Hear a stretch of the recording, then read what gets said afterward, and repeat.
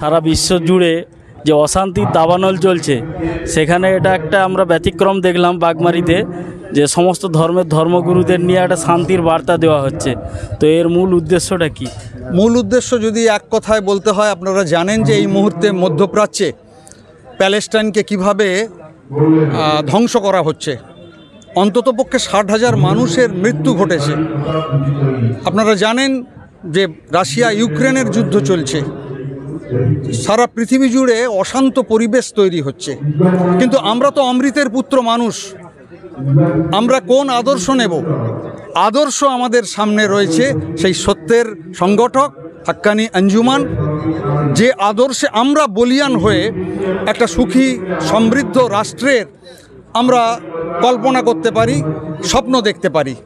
আমি পবিত্র যে ভূখণ্ড থেকে এসেছি, আপনারা অবাক হবেন, সেই ভূখণ্ডে আমাদের বাড়ির চারিদিকে মন্দির, মসজিদ এবং পবিত্র মাজার শরীফ রয়েছে। আমরা সেই সম্প্রীতির বার্তাটুকুই নিয়ে বাঁচতে চাই। আজ এই দরবারে 10 দিনের দরবারে 7ম দিনে যে আদর্শ, যে নীতি তরঙ্গায়িত হলো গোটা বিশ্বজুড়ে, এইটাই মানুষের বাঁচার রসদ, বাঁচার সম্পদ। আমরা সেই প্রেম, প্রীতি, ভালোবাসা, আন্তরিকতা, ত্যাগ, পবিত্রতা নিয়ে আমরা বাঁচতে চাই, ভ্রাতৃত্ববোধে সকলকে নিয়ে। আমি খুব খুশি যে আমার এখানে অনেক ছাত্র সমাজ আছে, শুভানুদ্দায়ী আছেন, বদিয়ার সাহেব আছেন, আমার ভাতৃপ্রতিম এবং অন্যান্য যারা কমিটির সবাই আছেন। প্রত্যেককে আমি আরেকবার প্রীতি শুভেচ্ছা সালাম নিবেদন করছি। অসংখ্য ধন্যবাদ। একটু আপনার পরিচয়টা? আমার পরিচয়, আমি সিদ্ধার্থ বাহুবলীন্দ্র, ময়নাগড় রাজবাড়ির একজন সদস্য প্রতিনিধি। আজকের এই যে প্রার্থনা সভা, এই প্রার্থনা সভার একটা আলাদা আছে যে মাল্টি রিলিজিয়াস কংগ্রেশন, বিভিন্ন ধর্মের প্রতিনিধি, ধর্মগুরু সদস্যদের নিয়ে একসঙ্গে বসে আলোচনা। সেই আলোচনাটা কি, যে কিভাবে আমরা শান্তিময় পরিবেশে, একজন মানুষ বাঁচতে গেলে তার যেমন জল, হাওয়া, আলো, বাতাস, অক্সিজেন সবই দরকার, তার সঙ্গে একটা সুষ্ঠু পরিবেশ দরকার। যেই পরিবেশ না পেলে সে সুষ্ঠুভাবে বাঁচতে পারে না।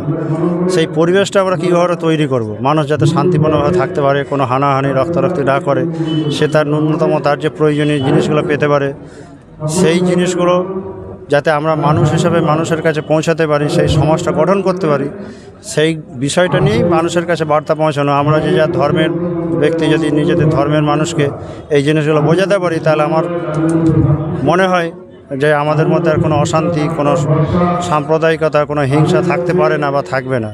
সেই উদ্দেশ্য নিয়ে এই প্রার্থনা সভা বা সমস্ত ধর্মের ধর্মগুরুদের ডাকা, তাদের বক্তব্য দিয়ে তাদের বলা, যাতে তারা এই মেসেজটা প্রত্যেকটা সমাজের মধ্যে পৌঁছে দেয় এবং শান্তিপূর্ণ পরিবেশ একটা তৈরি হয়।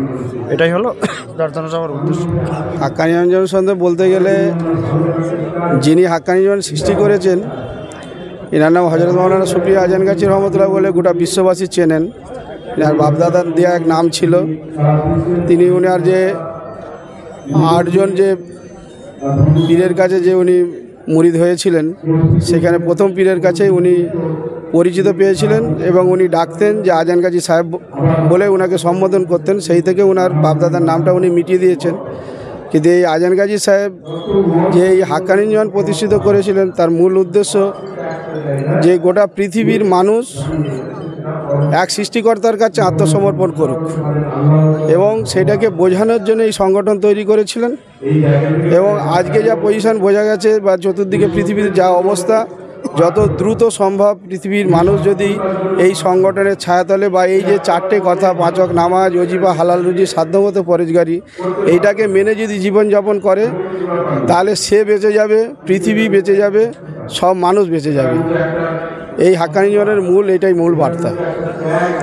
জি, অসংখ্য ধন্যবাদ। আপনার পরিচয়টা? আমার নাম মোহাম্মদ নিজামুজ্জামান ফারুকি, বাড়ি? বাড়ি গ্রাম আজান গাছি।